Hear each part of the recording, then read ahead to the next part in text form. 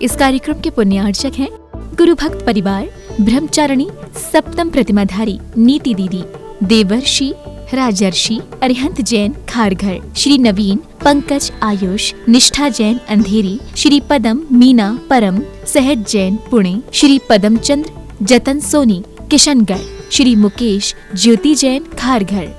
झूमरमल पन्नालाल हाथीगोला परिवार गुवाहाटी असम।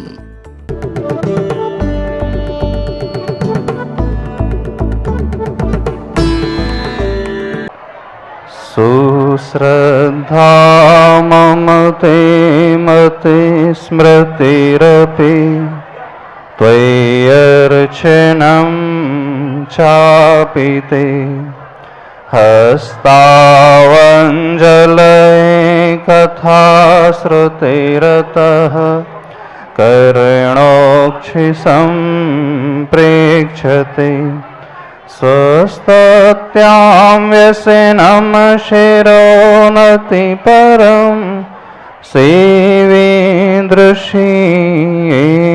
ते तेजस्वी सुजनोऽहमेव सुकृति तेनैव तेजःपति तेनैव तेजःपति। देवादिदेवति शेखारी से चिंतामणि पार्श्वनाथ भगवान की, पूज्य आचार्य भगवान गुरुदेव श्री विद्यासागर जी महाराज की, पूज्य आचार्य श्री समय सागर जी महाराज की, पूज्य निर्यापक मुनि पुंगव श्री सुधा सागर जी आदि समस्त मुनिराज की।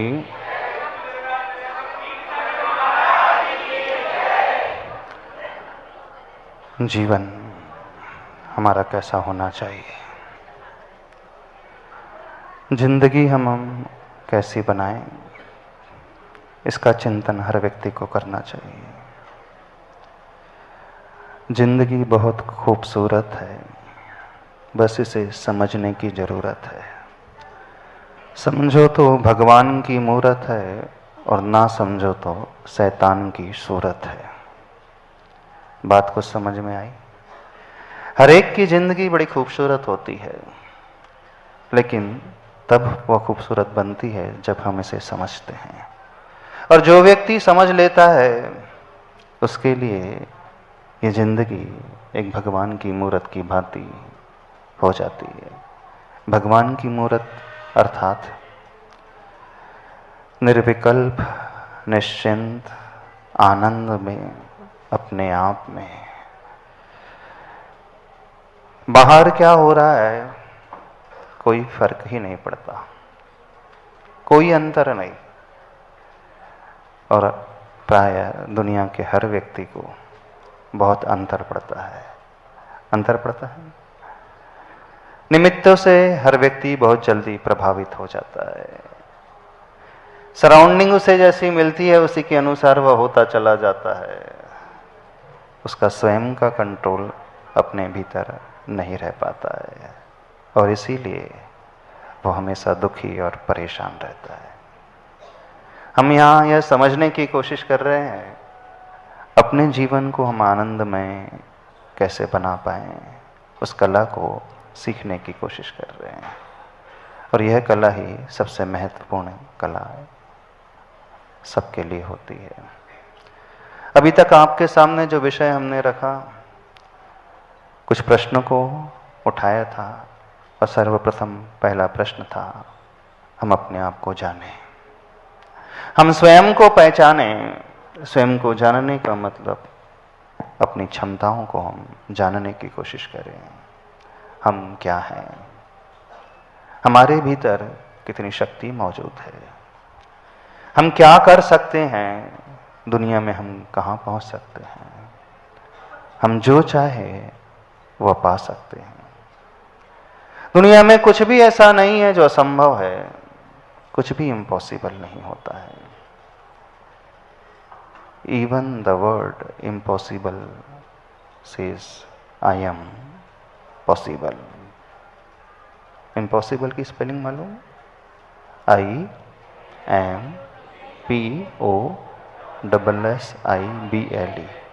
यदि उस इम्पॉसिबल को थोड़ा सा हम तोड़ करके पढ़ेंगे तो क्या आ जाएगा?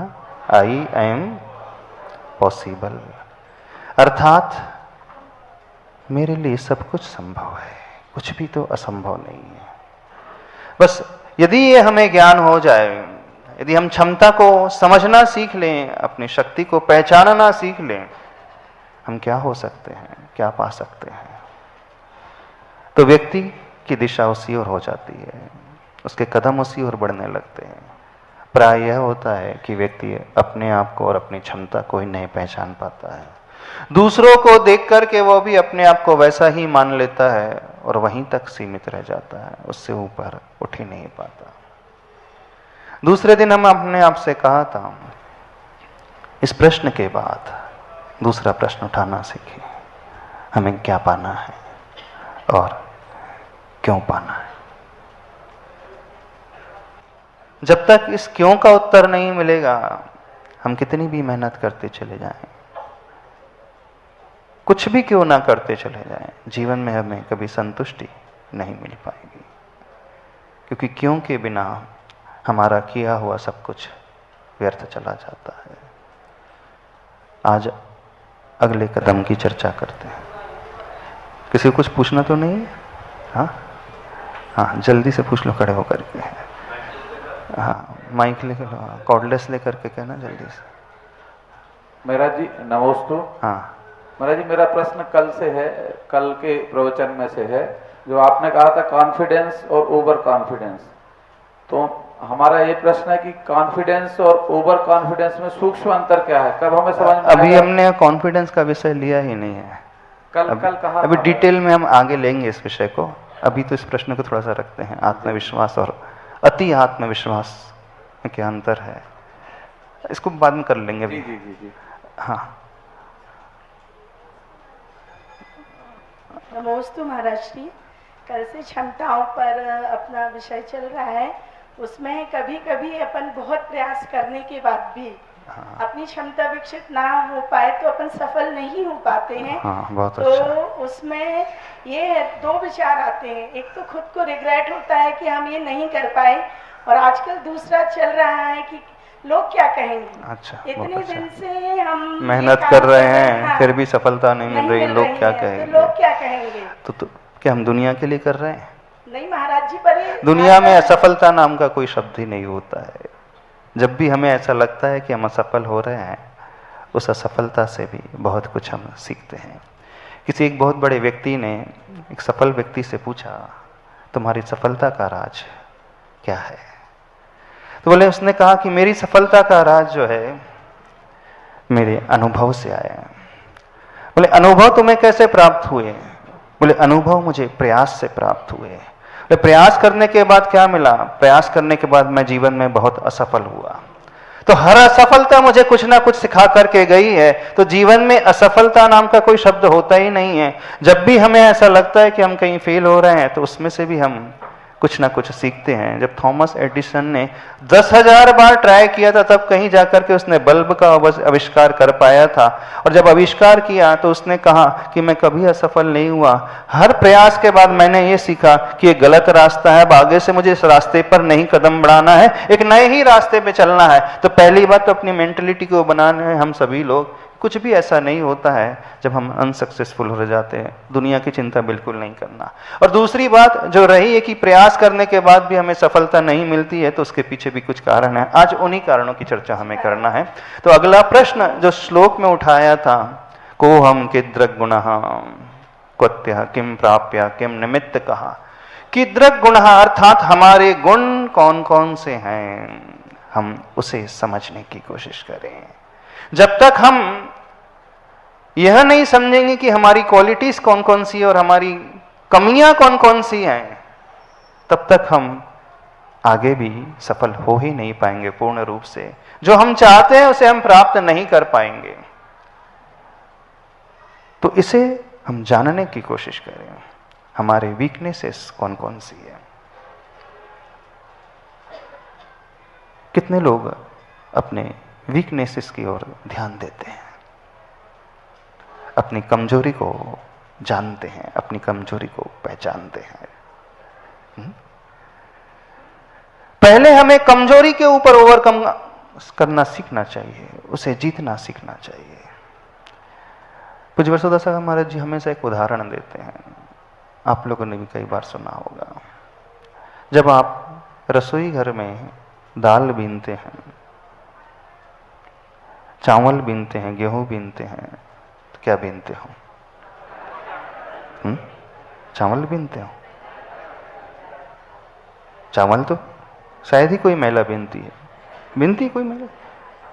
चावल तो बीने ही नहीं जा सकते। उन चावल में रहने वाले कंकड़ों को बीना जाता है। उद्देश्य है कि चावल की सफाई होना चाहिए, उद्देश्य है कि उस अन्न की सफाई होना चाहिए, उद्देश्य है कि स्वच्छ और सुंदर अच्छा सब कुछ हमें मिलना चाहिए। लेकिन उस सुंदरता को पाने के लिए, उस सफलता को पाने के लिए, जो हम चाह रहे हैं वहां तक पहुंचने के लिए हमारी दृष्टि उन चावलों की ओर नहीं होती है, उन चावलों में रहने वाले कंकड़ों की ओर होती है। कंकड़ यदि हम निकालते चले जाएंगे तो जो बचेगा वो चावल ही बचने वाला है और कुछ नहीं बचने वाला है। जब आप गाड़ी चलाते हैं, रास्ते में ड्राइव करते हैं, हाईवे पे चल रहे हैं, तो रोड को देख करके ड्राइव करते हो? नहीं, आप रोड में आने वाले ट्रैफिक को देख करके ड्राइव करते हो, टर्निंग को देख करके ड्राइव करते हो, स्पीड ब्रेकर कहाँ है, गड्ढे कहाँ है, भीड़ कहाँ है, इसे देख करके ड्राइव करते हो। और एक्सप्रेस हाईवे हो, वहां तो व्यक्ति क्रूज मोड में ड्राइव करना शुरू कर देता है, वो देखता भी नहीं है। और छोटी मोटी गलियों में जब वो गाड़ी चलाई जाती है, छोटे मोटे रास्तों में चलाई जाती है, तो वहां यह ध्यान रखा जाता है कोई व्यक्ति तो नहीं आ रहा कहीं से, पीछे से, आजू से, बाजू से, ऑल ऑफ सडन कोई आ ना जाए, कोई पशु ना आ जाए, यही देखा जाता है। पर उद्देश्य में गड्ढे देखना नहीं, ब्रेकर देखना नहीं, उद्देश्य में तो हमें मंजिल को पाना होता है। लेकिन मंजिल तक पहुंचने के लिए, सेफली पहुंचने के लिए, सुरक्षित तरीके से पहुंचने के लिए हम क्या देखते हैं? मार्ग में आने वाले अवरोधक कौन कौन से हैं, बैरियर्स कौन कौन से, रोड ब्लॉक कौन कौन से हैं। उन बैरियर्स को, उन रोड ब्लॉक्स को हम आगे पार करते चले जाएंगे तो अपने आप मंजिल हमें हमेशा नजर आ जाएगी। ऐसे होता है। पर जीवन के क्षेत्र में व्यक्ति ऐसा नहीं करता है। करता है? कितने लोग करते हैं? चलो आपको धर्म की श्रेणी से सुनाते हैं। भगवान के पास जाते हो, भगवान की भक्ति करते हो, उनकी पूजा करते हो, उनका गुणानुवाद करते हो। सभी लोग गुणानुवाद करते हैं भगवान का। अच्छा, कितने गुण मालूम है भगवान के आपको? हाँ, भगवान के कितने गुणों को आप जानते हैं? बताइए,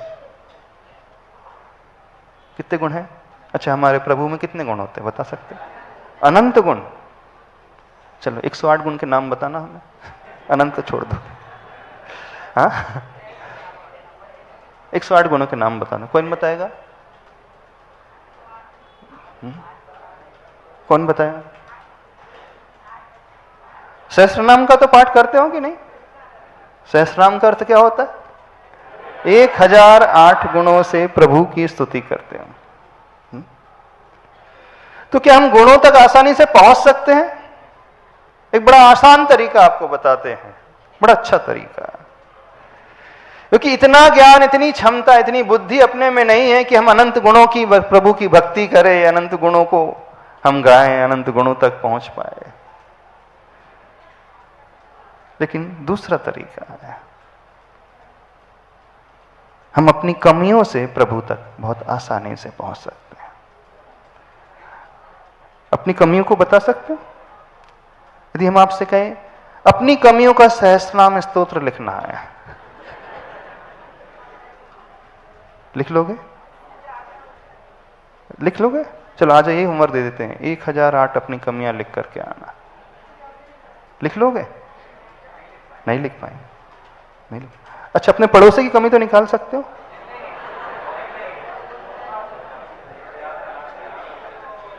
हाँ? अपने शत्रु की कमी निकाल सकते हो कि नहीं? कहा तो यही जाता है कमी नहीं देखना चाहिए किसी को, पर हम कहते हैं नहीं, कमी भी देखना चाहिए, बिल्कुल देखना चाहिए। आप लोगों ने यही सुना है कि अपनी कमियां देखना चाहिए, दूसरों की कमियां नहीं देखना चाहिए। हम ये कह रहे हैं चलो दूसरों की भी कमियां देखो, जी भर के जितनी देख सकते हो उतनी देख लो। खासकर जो आपका कट्टर शत्रु है, जिससे आपकी बिल्कुल नहीं पटती है, आपकी सासू से नहीं पटती हो मान लो, हाँ? आपकी देवरानी से ना पटती हो, जेठानी से ना पटती हो, भाई से ना पटती हो, पड़ोसी से ना पटती हो, आपके कॉम्पिटिटर से आपकी ना पटती हो, जिसे आप देखना पसंद नहीं करते हैं, दिख जाए तो आपको सुहाता ना हो, उसकी तो ढेर सारी कमियां लिख सकते हो कि नहीं लिख सकते? लिख लोगे? अच्छा, कल कितनी कमियां लिख करके आओगे अपने शत्रु की?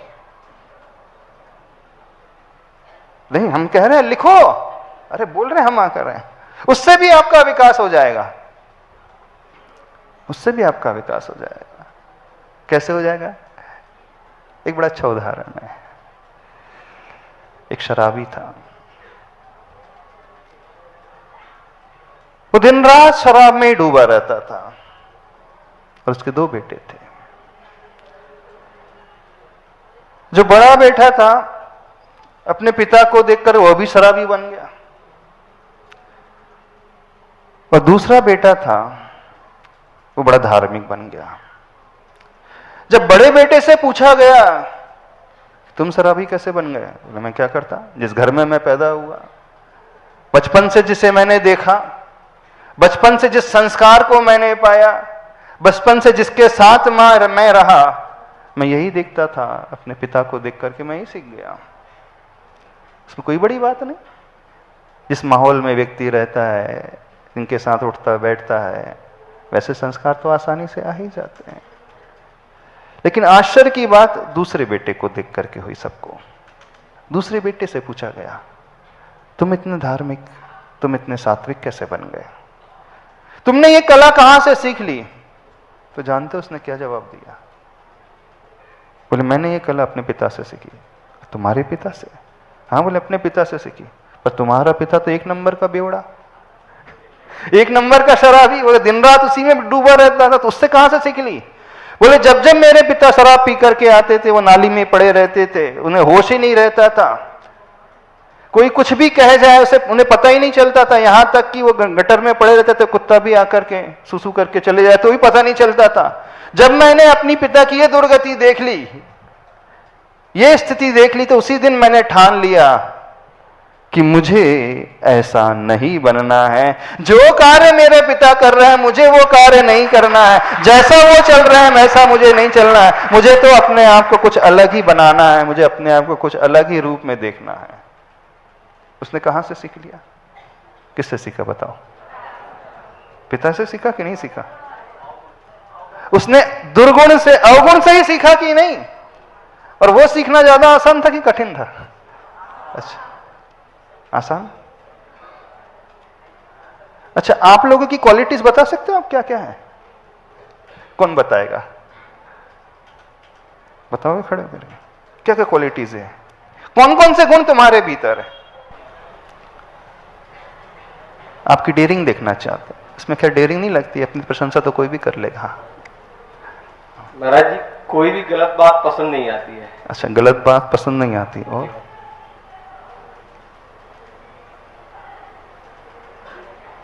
अरे अच्छाई अपनी अच्छाइयां बताना। अच्छाई से कोई भी अच्छाई के साथ जुड़ना, और जो गलत चीज है उससे मतलब दूर रहना महाराज जी। हाँ। और हमारे घर का मतलब ये बुंदेलखंड है महाराज जी, तो थोड़ा सा मतलब पुराने जो लोग थे उनकी भाषा मतलब गाली गलौच या आसपास का माहौल ऐसा था, तो वो देखकर अंदर से ये होता है कि मतलब गाली देने की इच्छा ही नहीं होती। अगर मतलब कोई देता भी है तो वो बहुत खराब लगता है, भले ही हमें नहीं किसी और को देता है तो। अच्छा, मतलब मैं और मेरे भाई दोनों में ये चीज है कि अच्छा, मतलब गाली से ठीक है। अच्छा, अपनी कमियां बता दो। कमियां तो अब बहुत इसमें डेयरिंग लगेगी, इसमें साहस लगेगा, सबके सामने, हजारों के सामने खड़े होकर के माइक से अपनी कमी कहना हर एक की बस की बात नहीं है। बता सकते हो? है हिम्मत?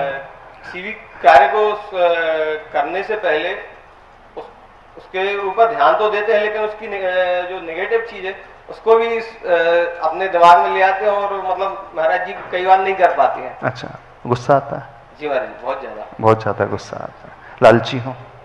अब लालची तो मतलब जो एक नॉर्मल वो तो रहना चाहिए, अच्छा। मतलब इगोइस्टिक हो? व्यावहारिक दृष्टि से। अच्छा, इगोइस्टिक हो, अहंकारी? थोड़ा सा। अहंकारी, ईर्ष्या करते हो? नहीं नहीं महाराज। जेलसी नहीं होती? जब कभी 5% बोल सकते हैं महाराज जी। अच्छा, झूठ बोल लेते हो? मायाचारी कर लेते हो? हाँ, क्यों मायाचारी कर लेते हो कि नहीं करते? अरे बोलो ना, उसमें क्या बात है, कर लेते हैं महाराज जी जवाब। जी महाराज जी, थोड़ा कुछ। अच्छा, पाप कौन कौन से करते हो? हाँ, कोई पाप नहीं करते? पाप के नाम ही नहीं पता होंगे? हाँ, पाप करते हो? मेरा जी होते ही है, मतलब अच्छा, होते हैं कि करते हो? करते ही है महाराज जी। अच्छा, हाँ, सत्य व्यसन करते हो कि हो जाते हैं? नहीं करते महाराज जी। हाँ, कुशल पाप करते हो कि नहीं करते हो कि हो जाता है?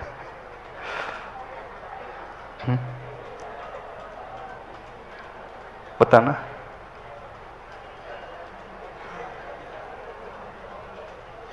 डर लग रहा है। महाराज जी कुछ तो होते ही है जीवन में, मतलब अच्छा, मात्सर्य का भाव रहता है कि नहीं? ग्लानि का भाव आता है कि नहीं? आता है महाराज जी कभी कभार। आता है ना? और कौन कौन सी कमियां? निराशा बहुत जल्दी घिर जाती होगी, आ जाती बहुत जल्दी होगी। तो नहीं आती। डर लगता होगा कि नहीं? हाँ। इंफीरियरिटी कॉम्प्लेक्स, दीनता का भाव आ जाता है कि नहीं? जी महाराज जी। हाँ, अहंकार का भाव, सुपीरियरिटी कॉम्प्लेक्स आ जाता है कि नहीं? बहुत रेयर पोजीशन में महाराज जी। हाँ, आ जाता है। बहुत सारी कमियां हैं। तो आप सबसे यह कहना है कि आज सभी को या तो अपनी कमियों की लिस्ट बनाना है अथवा अपने शत्रु की कमियों की लिस्ट बनाना है। अपनी जिसकी बनाना आप बना लो, छूट है आपको। हो सकता है अपनी ना दिखे, लेकिन अपने दुश्मन की तो। महाराज जी अपनी ज्यादा अरे जितनी बहू है उनसे कहे अपने सासू की कमियों की लिस्ट बनाना है। हाँ, अपनी सासू की कहना नहीं कि हमारी सासू की, सामान्य से सासू में ये कमियां होती, चलो अपनी नहीं कर दो, ये अपनी वर्ड हटा दो, ठीक है। सासू की कमियां कौन कौन सी होती? कोई बहू बताएगी? आपकी बहू की नहीं, आपकी सासू की नहीं बताना।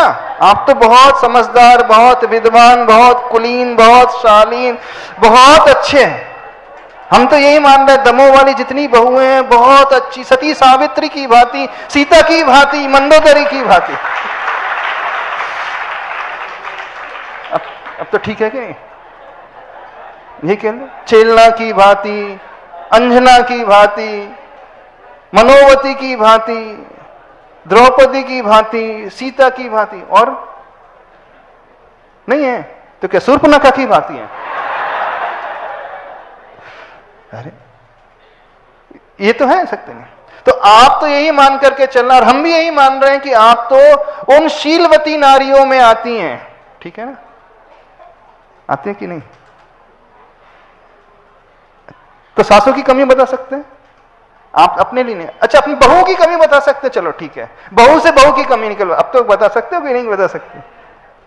नहीं बता सकते? नहीं, आप तो बहू है, तो अपनी बहू तो बता सकते कि नहीं बता सकते? बेटे की कमी बता सकते हो, बेटियों की कमी बता सकते हो, अपने बड़ों की, अपने छोटों की, अपने अड़ोसी पड़ोसी, जिसकी भी, जितनी कमी आपको ध्यान में आ सकती है, उन कमियों की लिस्ट बनाना है, उन अवगुणों की लिस्ट बनाना है आपको। गुरुवर के चरणों में बारंबार नमोस्तु नमोस्तु नमोस्तु। गुरुवर, हमारे अनुभव से एक महिलाओं में आत्महत्या करने का भाव जल्दी क्यों आ जाता है? अभी वो बात अपन बाद में रखेंगे, अभी अभी हम शंका समाधान नहीं कर रहे हैं, अभी हमको अपना दूसरा विषय देना है। आजकल पुरुष वर्ग आत्महत्या ज्यादा कर रहे हैं। कॉलेज में पढ़ने जाते हैं, IIT की कोचिंग करने के लिए जाते हैं, कोटा चले जाते हैं, वहाँ स्टूडेंट ढेर सारे हैं, वो तो सुसाइड कर लेते हैं। ऐसा नहीं है कि महिलाओं में ज्यादा आता है, सब में आता है वो तो, खैर वो विषय अलग रखो। तो हम ये कह रहे थे, यदि हम जीवन में ऊपर उठना चाहते हैं तो सर्वप्रथम हमें कमियों की ओर झांकना सीखना होगा। जो भी हम अचीव करना चाहते हैं, जो भी हमारा लक्ष्य है, जो भी हम पाना चाहते हैं, आप अपने संबंधों को अच्छा बनाना चाहते हैं हर व्यक्ति की यह शिकायत रहती है कि हमारे संबंध आपस में अच्छे नहीं रहते हैं, पटती नहीं है, शिकायत रहती है। क्या कभी आपने उन कमियों की ओर झांकने की कोशिश की है? कितने लोगों ने, कितने पुरुषों ने, कितने महिलाओं ने झांकने की कोशिश की? बताना। तो कितनी महिला ये होमवर्क, कितने पुरुष ये होमवर्क करके आई कल, ये एग्जाम में यही आने वाला है। चलो हम बता दे रहे हैं, पेपर में यही आने वाला है। स्वीकारना सीखो। पहला जीवन विकास का सबसे पहला मंत्र है, हम अपनी कमियों को एक्सेप्ट करना सीखें, स्वीकार करना सीखें कि हमारे भीतर ये कमी है। और यदि धार्मिक दृष्टि से देखें तो सम्यक दृष्टि जीव का पहला लक्षण होता है, वो आत्मनिंदा करता है, परनिंदा नहीं करता है। वो आत्मनिंदा करता है। करता है क्यों? अरे मुनि महाराज भी हमेशा आत्मनिंदा करते हैं। मुनि महाराज तो छोड़ दो, गंधर परमेष्टि तद्भव मोक्षगामी जीव, वे भी जब प्रतिक्रमण करते हैं तो प्रतिक्रमण की शुरुआत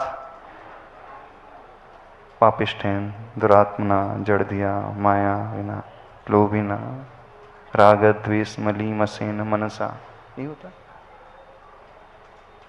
जबकि वो इतने ऊंचे पायदान पर बैठे हुए हैं और उसी भव से मोक्ष जाने वाले हैं, सिद्ध होने वाले हैं, और वो ऐसा निंदा परक वचन स्वयं के लिए संबोधित करते हैं। अपनी निंदा करने के लिए, अपनी कमियों को खोजने के लिए, अपनी कमियों को स्वीकार करने के लिए बहुत बड़ा कलेजा चाहिए। जब व्यक्ति अपने अहम पर पूरी विजय पाता है तभी वह अपनी कमियों की ओर दृष्टि कर पाता है, अन्यथा वो कर ही नहीं पाएगा। हर व्यक्ति का ईगो पहले आ जाता है, आगे आ जाता है, उसका अहम आगे खड़ा हो जाता है, और जैसे ही अहम की दीवार सामने खड़ी हो जाएगी, वो दीवार हमें कुछ देखने ही नहीं देती है। हम अपने आप को भी नहीं देख पाते हैं। तो यदि ऊपर उठना चाहते हो, अपने जीवन को बड़ा सुखमय बनाना चाहते हो, कुछ करना चाहते हो, चाहे जीवन में कुछ बाहर का भी पाना चाहते हो, किसी भी प्रकार की सफलता पाना चाहते हो, चाहे पढ़ाई में, चाहे व्यापार में, चाहे सर्विस में, चाहे किसी भी क्षेत्र की बात कर लो, और चाहे धर्म की क्षेत्र की बात कर लें, उसकी सीढ़ी की शुरुआत होती है अपनी कमियों को खोजने से। इस कारण आचार्य भगवान कहते हैं कि दृग् गुणः, मेरे गुण किस प्रकार के हैं, मेरे अवगुण कौन कौन से हैं, वो अवगुण जो मुझे आगे नहीं बढ़ने देते, जो मुझे पीछे ढकेल देते हैं, उन्हें खोजने की हम कोशिश करें, तभी हम आगे बढ़ पाएंगे। अन्यथा हम कितना भी पुरुषार्थ कर लेंगे, कितना भी क्यों ना कर ले, कुछ भी क्यों ना कर ले, आप कितनी भी पूजा कर लो मंदिर में आकर के,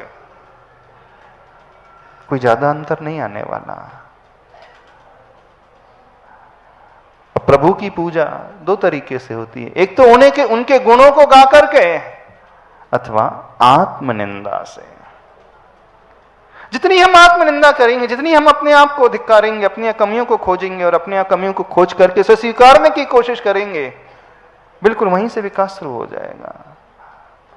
और प्रभु कैसे होते, भगवान कैसे होते, बस उस कमी का अभाव सो प्रभु में गुण आ जाएगा। जितनी कमी, चाहे वो क्रोध की कमी हो, अभिमान की कमी हो, लोभ की हो, मायाचारी की हो, कुशील की हो, परिग्रह की हो, ईर्ष्या की हो, जेलसी की हो, मात्सर्य की हो, मान की हो, मत्सर की हो, किसी भी प्रकार की क्यों ना हो, अहंकार की क्यों ना हो, हे प्रभु आपके भीतर इससे ठीक विपरीत गुण है, आपके भीतर कमी नहीं है। हो गए गुण, उनका गुणानुवाद हो जाएगा, हो जाएगी ये पूजा भीतर से, ये भाव भीतर से प्रकट हो जाएंगे।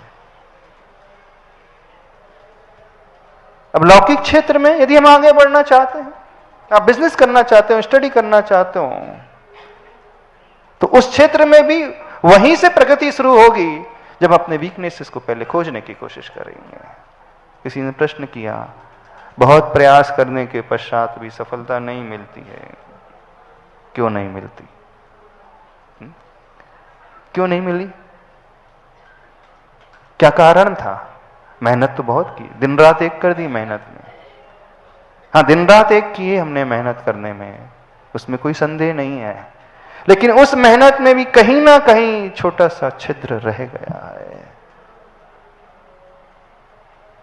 तो उस छिद्र को देखने की कोशिश करें। A small leakage can sink the great ship. एक बड़ी से बड़ी जहाज, बड़ी सी बड़ी नाव में भी एक छोटा सा भी छिद्र हो जाए तो जहाज जो है, नाव जो है, डूब जाती है। नाव को डुबाने के लिए बहुत बड़े होल की आवश्यकता नहीं होती। होती है? ऐसा होता है कि जब बहुत बड़ा छिद्र उस नाव में होगा तभी वो नाव डूबेगी? नहीं, छोटा सा भी छिद्र अथवा छोटी दरार भी क्यों ना हो, तो उस दरार से भी जब पानी भीतर प्रवेश करना शुरू कर देगा तो कुछ समय के पश्चात वो नाव भी डूब जाती है। यदि हम अपनी नाव को तैरा करके दूसरे तट पर ले जाना चाहते हैं तो हमें सर्वप्रथम यह देखना पड़ेगा कि कहीं इसमें छिद्र तो नहीं है, कोई दरार तो नहीं है। अपने जीवन के साथ भी बिल्कुल ऐसा ही है, बिल्कुल ऐसा ही है। इस बात को समझने की कोशिश करना। और चाहे आप हो चाहे हम हो, हर एक के भीतर ढेर सारी कमियां हैं, ढेर सारी कमियां हैं, एक दो नहीं, गिनती नहीं, इतनी सारी कमियां हैं। किसके भीतर कमी नहीं है बताइए? लेकिन हर व्यक्ति जब दूसरों के सामने आता है तो यही कहता कि नहीं, मेरे भीतर तो कोई कमी नहीं, मेरी तो कोई गलती नहीं। जब आपका भी संवाद होता है, आपस में कुछ होता है, झगड़ा होता है, आप क्या ब्लेम करते हो? अपने ऊपर कि उसके ऊपर? किसके ऊपर करते बताओ? सामने वाले पे कि नहीं झगड़ा हो गया, मेरी गलती के कारण झगड़ा हो गया। कितने लोग ऐसा स्वीकारते हैं? हाँ? मेरी गलती, मेरी कमी के कारण झगड़ा हो गया, आपस में मनमुटाव हो गया, उसमें उसका कोई दोष नहीं था, मेरा ही दोष था। आप कहोगे कि महाराज जी कई बार ऐसा ही होता है, उसी का दोष रहता है, मेरा तो कुछ दोष ही नहीं रहता, मेरी तो कुछ कमी नहीं। याद रखिए, कभी ताली एक हाथ से नहीं बजती है, एक हाथ से ताली नहीं बजती है। ठीक है, मानते हैं आपका दोष कम होगा, लेकिन होगा कहीं ना कहीं होगा, कुछ ना कुछ तो होगा। ठीक है, 99% उसका होगा, 1% तो अपना होगा कि नहीं होगा? तो यदि हम कुछ पाना चाहते हैं तो अपने गुण और अवगुण दोनों को खोजना सीखें। मैनेजमेंट में भी एक बात कही जाती है, किसी कंपनी की ग्रोथ के लिए एक एनालिसिस होता है, SWOT analysis, SWOT, strength, weakness, opportunities and threats. हमारी मजबूती क्या है, स्ट्रेंथ क्या है, हमारी वीकनेसेस कौन कौन सी है, भविष्य में हमें कौन कौन सी अपॉर्चुनिटी मिलने वाली है, कितनी संभावना है हमारे उस बिजनेस के लिए, और रिस्क क्या क्या है, थ्रेट्स कौन कौन से हैं, कौन कौन से खतरे आ सकते हैं बिजनेस में। होता है ना? होता है कि नहीं होता? जितनी भी बड़ी बड़ी कंपनीज होती हैं, मैनेजमेंट का एक बहुत बड़ा प्रिंसिपल है, यदि उस कंपनी को ऊंचाइयों को छूना है तो ऊंचाइयों को छूने के पहले वो एक होमवर्क करते हैं। कौन सा होमवर्क करते हैं? हमारी कंपनी की कौन कौन सी स्ट्रेंथ है, मजबूती क्या है, हमारी स्पेशलिटी किस में है, हमारा ब्रांड अच्छा है, हमारी क्वालिटी अच्छी है, हमारा टीम वर्क अच्छा है, हमारे लेबर बहुत सारे हैं, हमारे पास कोई कर्जा नहीं है। फिर दूसरी बात आती है, ये तो ठीक है, इस और तो कोई भी न भी ज्यादा देखा जाए तो चल जाएगा, लेकिन सबसे महत्वपूर्ण वो वीकनेसेस को देखते हैं। आप भी जब दुकान चलाते हो तो इनकम की ओर पहली दृष्टि करते हो कि खर्चे ज्यादा कहां हो रहे हैं वो देखते हो, नुकसान कहां हो रहा है वो देखते हो, एक्सपेंसेस किस में हैं ज्यादा हो रहे हैं वो देखते हो। बताओ खैर दोनों की आवश्यकता है। इनकम किस में हो रही है वो भी देखा जाता है, और खर्चे कहाँ, जहां खर्चे अननेसेसरी हो रहे हैं, अनावश्यक खर्चे हो रहे हैं, सर्वप्रथम क्या किया जाए, उन अनावश्यक खर्चों को बंद किया जाए। ये किया जाता नहीं किया जाता। लूप होल कौन कौन से हैं, फिर बाद में आप देखते हैं कि आगे कितनी अपॉर्चुनिटी है। यदि हम यह वाला इस ब्रांड का माल अपनी दुकान में रखेंगे तो कितना चलेगा, कितना बिकेगा। और साथ में आप ये भी देखते हैं हमारे जैसे माल को रखने वाले और कितने दुकानदार हैं, मार्केट में कितने कॉम्पिटिटर मौजूद हैं। ठीक है, हमने बहुत अच्छा माल ला लिया, क्वालिटी वाला ला लिया, अच्छी चीज हमारी सर्विस है, लेकिन हमारी जैसी दुकान कितनी है, कितने लोग हमारे जैसे ही व्यापार कर रहे हैं। वो थ्रेट होता है, रिस्क होता है। जितनी कंपटीशन बढ़ेगी उतनी मार्जिन आपकी कम हो जाएगी, उतनी इनकम आपकी कम हो जाएगी। यही होता है कि नहीं होता? अब धर्म के क्षेत्र में बिल्कुल ऐसे ही होता है। यदि हम अपना आत्म कल्याण करना चाहते हैं, शास्त्रों में लिखा है निर्जरा बाद में होती है, संवर पहले होता है। संवर अर्थात उन दरवाजों को बंद कर देना जिन दरवाजों से धूल मिट्टी आ रही है। ये होता है कि नहीं? 7 तत्वों की जब बात होती है, आश्रव, संवर, निर्जरा, जीव, अजीव, आश्रव, बंध, संवर, निर्जरा, मोक्ष, ये 7 तत्वों की बात होती है। अथवा उदाहरण जो दिया जाता है, जिस खिड़की से धूल मिट्टी ज्यादा आ रही है, आप पहले खिड़की को बंद करो कि पहले घर की झाड़ू सफाई पहले करो? क्या करोगे? नहीं, एक तरफ से आप झाड़ू पोछा करते चले जाओ। अब दूसरी तरफ से विंडो खुली है, खिड़की में से धूल आ रही है, क्या करते रहोगे? पहले खिड़की बंद कि पहले सफाई? जहां से धूल आ रही है उसे रोकने की कोशिश की जाएगी, अर्थात संवर की बात पहले आएगी। जहां से अशुभ कर्म आ रहे हैं, उन अशुभ कर्मों को रोकने के लिए हम उन दरवाजों को बंद करना, उसी का नाम तो संवर है। और क्या संवर? जिसे मैनेजमेंट में कहा जाता है अपनी कमियों को खोजो। जिन कमियों के कारण हम गिरते चले जा रहे हैं, जिन कमियों के कारण बिजनेस में नुकसान होते चले जा रहा है, जिन कंपनियों के कारण हमारा व्यापार चौपट होते चले जा रहे हैं, जिन कमियों के कारण हमारे संबंध बिगड़ते जा रहे हैं, पहले उसे सुधारने की आवश्यकता होती है। तो धर्म क्षेत्र कहें, कर्म क्षेत्र कहें, ज्यादा अंतर नहीं है। कंसेप्ट वही होते हैं, सिद्धांत वही होते, कोई अंतर नहीं होता है। लेकिन दृष्टि में यह बात आना चाहिए। तो अपनी कमियों की लिस्ट बनाओगे? बना सकते हो? जहां भी आपको खुशियां नहीं मिल रही है, चलो जिस भी क्षेत्र में संबंधों को लेकर के खुशियां नहीं मिल रही है, मनमुटाव बना रहता है, टेंशन बना रहता है, आपस में पटती नहीं है, हस्बैंड वाइफ की बात हो, चलो मन नहीं मिलता है, तो हस्बैंड की कमी खोजने के पहले अपनी कमी खोजना कि मुझ में क्या कमी है।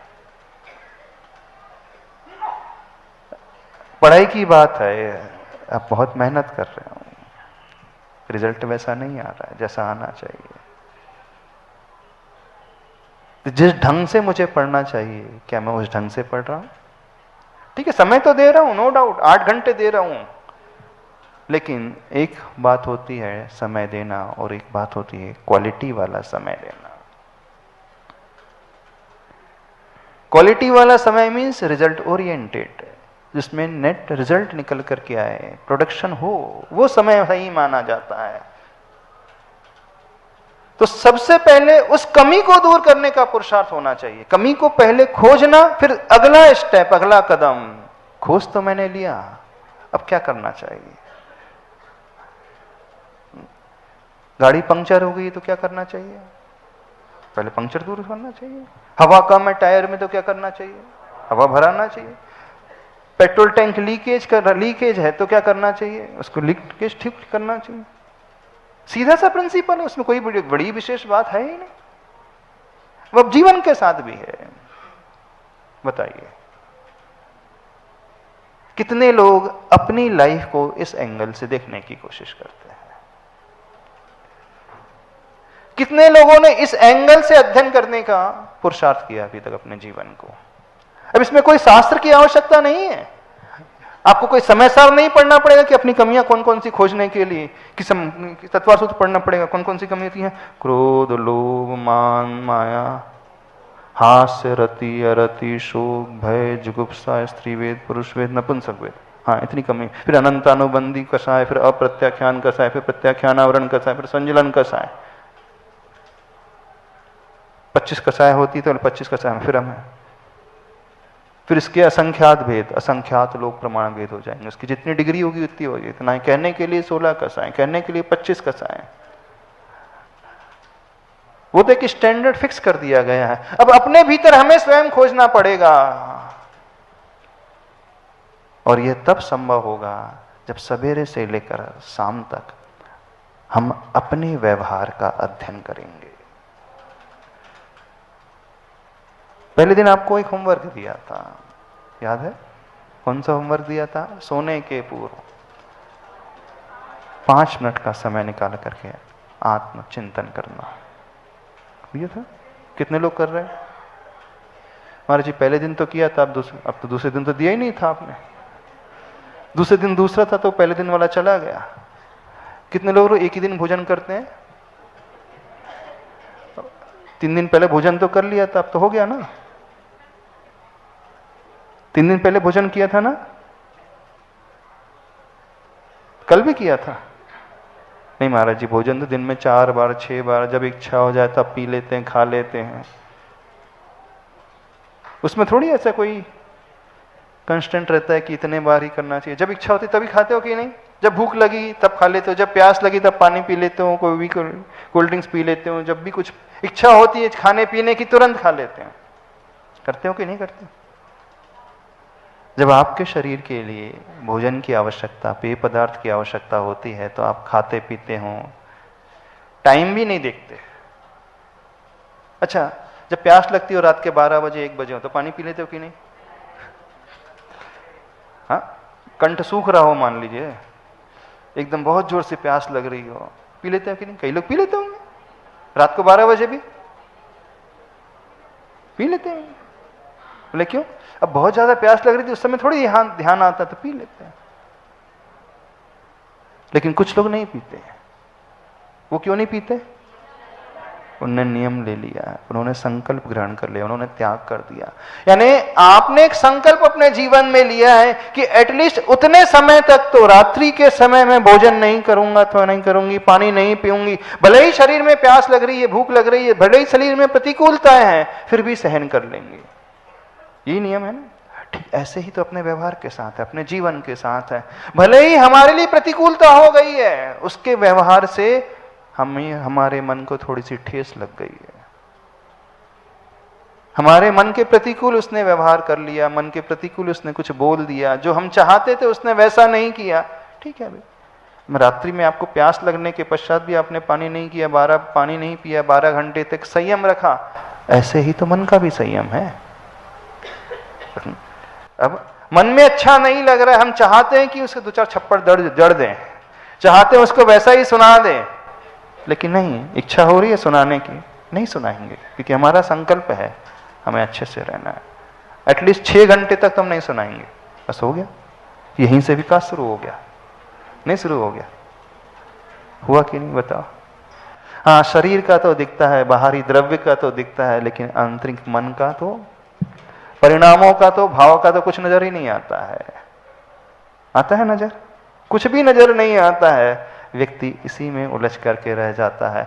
जब जब साधना की बात आती है, धर्म की बात आती है, तो व्यक्ति द्रव्य साधना, द्रव्य धर्म, बहिरंग धर्म में ही उलझ करके रह जाता है, वहीं तक सीमित होकर के रह जाता है जिसके लिए वो किया जाना चाहिए, उस और उसकी दृष्टि जाती ही नहीं।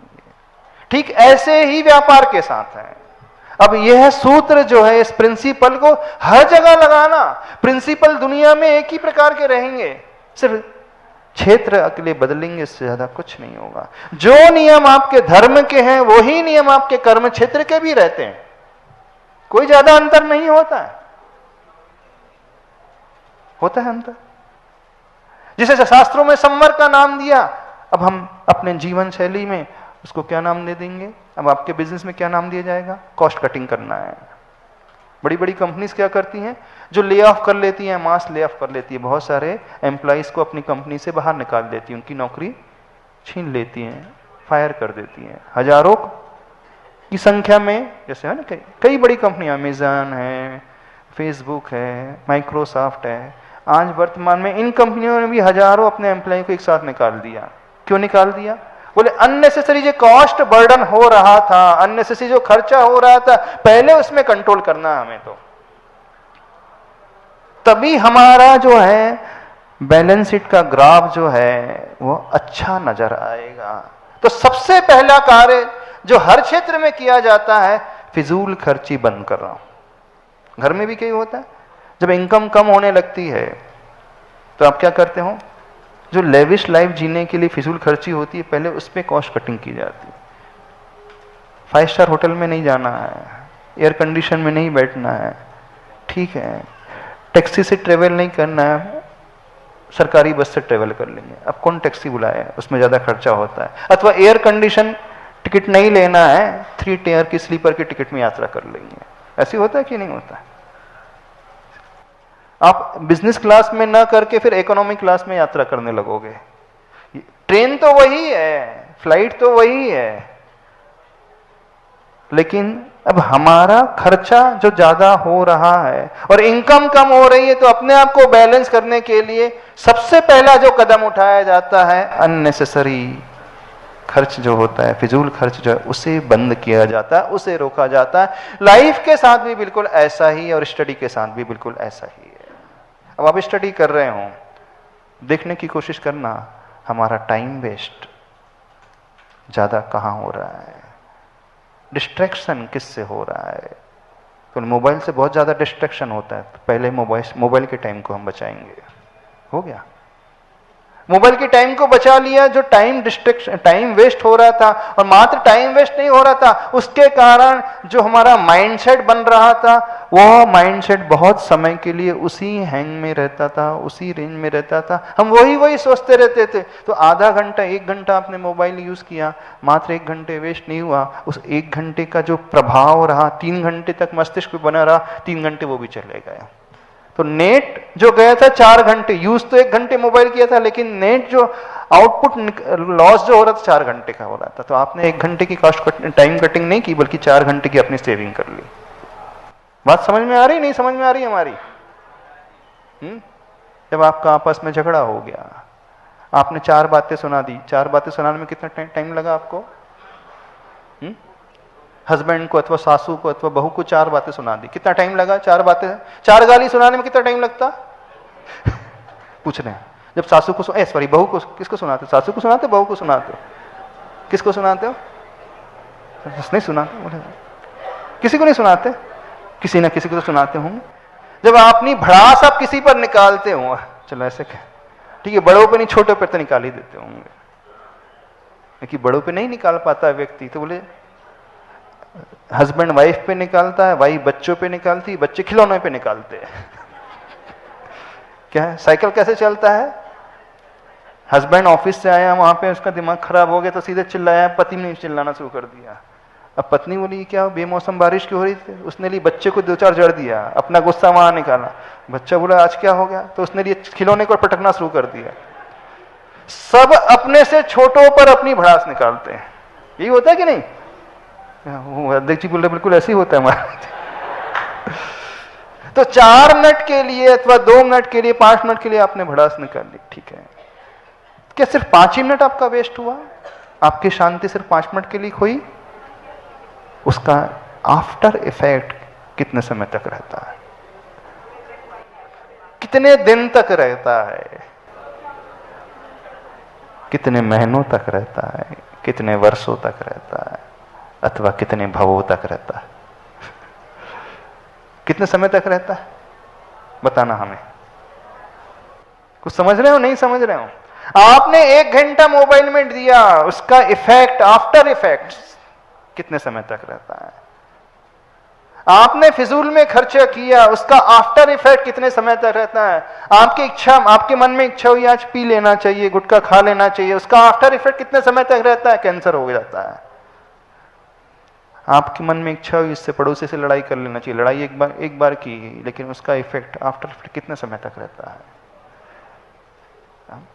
जब पढ़ाई करना था उस समय आप खेलते रहे, कूदते रहे, मूवीज देखते रहे, घूमते रहे, ठीक है, 1 महीने 2 महीने एंजॉय कर लिया, 6 महीने 1 साल एंजॉय कर लिया, ठीक है, 1 साल तक बहुत एंजॉय किया, लेकिन आफ्टर इफेक्ट, उस एंजॉयमेंट का फल कितने समय तक भुगतना पड़ा? लाइफ लॉन्ग, जीवन भर के लिए। जिस समय बहुत क्रूशियल पीरियड था, 12th का पीरियड था, एक कॉम्पिटिटिव एग्जाम के लिए प्रिपेयर करना था, उस समय आपने एंजॉयमेंट में निकाल दिया।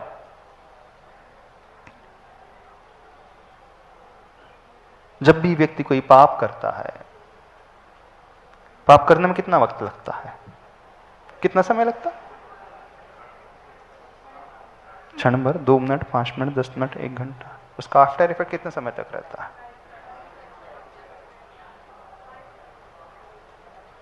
कौन व्यक्ति पापों से अपने आप को बचा लेता है? कौन व्यक्ति नियम ले लेता है? कौन व्यक्ति दीक्षा ग्रहण कर लेता है?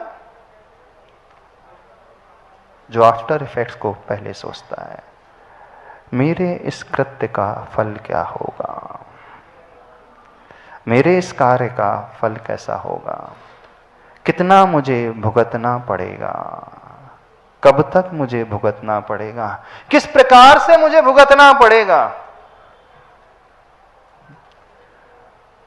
आप लोग मर्डर क्यों नहीं करते? पूछ रहे हैं आपसे। पैसा कमाने के लिए जो करोड़पति, उसका मर्डर करके उसके पैसा अपने नाम पे कर लो, क्यों नहीं करते? पूछ रहे, क्यों नहीं करते बताओ? आप लोग चोरी क्यों नहीं करते? बैंक में डाका क्यों नहीं डालते? कारण, आप लोग जो पाप ज्यादा, सप्त व्यसन क्यों का पालन क्यों नहीं करते ज्यादा? आफ्टर इफेक्ट आपने शास्त्रों में पढ़ा है, सप्त व्यसनी जो रहेगा उसे नरक में जाकर के वेदना भुगतना पड़ेगी। वर्तमान के भाव में यदि ये गलत कार्य करेगा तो उसकी सजा उसे जेल में मिलेगी। इस कारण आप गलत कदम नहीं उठाते हैं, यही है, भय के कारण, भविष्य के भय के कारण, सुख सुविधा को खोने के भय के कारण, कष्ट के भय के कारण, दुख के भय के कारण आप गलत कदम नहीं उठाते हैं जीवन में, पाप नहीं करते, व्यसन नहीं करते। ऐसी है कि नहीं? कैसा है? नहीं उठाते, ये पहला कदम। फिर अगला स्टेप, इतना ही पर्याप्त नहीं है, इसके बाद कुछ अच्छा भी करना पड़ेगा। तो इस कारण आप व्रत करने लगते हैं, नियम लेने लगते हैं, उपवास करने लगते हैं, दान देने लगते हैं, पूजन करने लगते हैं। नहीं, मैं गलत नहीं कर रहा हूं तो उसका मुझे कोई फल गलत नहीं मिलेगा, लेकिन मुझे अच्छा फल चाहिए, कुछ अच्छा वैभव चाहिए, कुछ अच्छी जिंदगी चाहिए, कुछ अच्छा जीवन चाहिए। तो इसके साथ इतना ही पर्याप्त नहीं, मुझे इसके साथ साथ कुछ अच्छे कार्य भी करना पड़ेगा। तो आप अच्छे कार्य करने के लिए आगे आ जाते हो। थॉट प्रोसेस यही रहती कि नहीं रहती? महाराज जी, हमने तो कभी सोचा ही नहीं ऐसा। अब उसे ही शास्त्रों में कहा है, असुहादो विनिवृत्ति सुहे पवित्ति ये सुजाम चारित्रम, द्रव्य संग्रह में आएगी। अशुभ से निवृत्ति, सुह में प्रवृत्ति, इसी का नाम चारित्र, और कुछ नहीं है। पाप का त्याग, पुण्य का कार्य, उसी का नाम अच्छा आचरण है। गलत को छोड़ना, कॉस्ट कटिंग करना और इनकम बढ़ाना, उसी से आपका बिजनेस बहुत अच्छा होगा। यही होता है कि नहीं होता है? रूल कौन सा चल रहा है? पहले अपनी वीकनेस को समझ करके उसे स्वीकारना, न केवल स्वीकारना, इतना ही पर्याप्त नहीं है, स्वीकार करने के बाद उसका रोकना भी। एक व्यक्ति आया, बड़ा सिगरेट पीता था, चेन स्मोकर था, बोले मैं कभी झूठ नहीं बोलता हूं,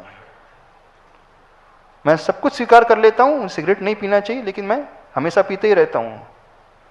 ठीक है, आप गलत काम कर रहे हैं और सही बोल रहे हैं, इसका मतलब सही बोल रहे तो गलत काम करने का लाइसेंस आपको नहीं मिल गया।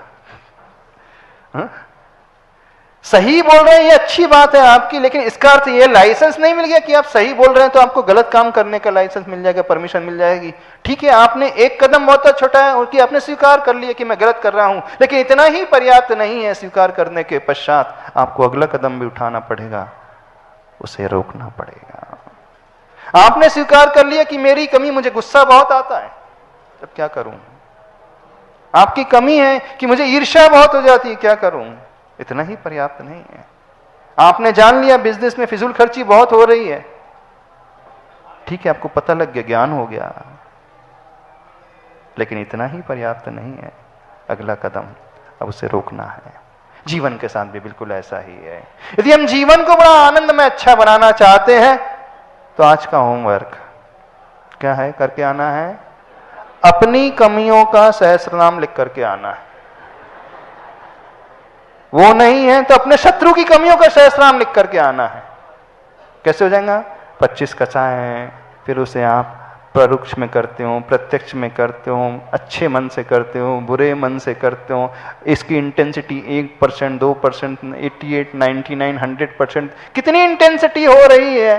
सत्य व्यसन का पालन आप कितना कर रहे हो, कितना कहाँ करते हो? मंदिर में पाप कर रहे हो, घर में पाप कर रहे हो, बेडरूम में पाप कर रहे हो, ऑफिस में कर रहे हो, दुकान में कर रहे हो, गार्डन में कर रहे हो, थिएटर में कर रहे हो, होटल में कर रहे हो, घर में कर रहे हो। कुछ समझ में आ रहा है?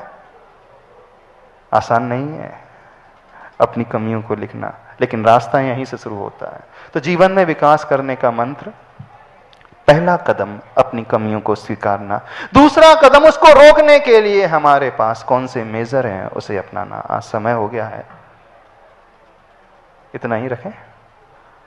आप लोगों के डाउट्स पूछने के लिए टाइम ही नहीं है। कल डाउट्स सेशन क्लियर करने का सेशन कर लेंगे। हाँ, कल सिर्फ डाउट सेशन क्लियर करेंगे जो भी है। बोले आचार्य परमेष्टि गुरुदेव श्री विद्यासागर जी महाराज।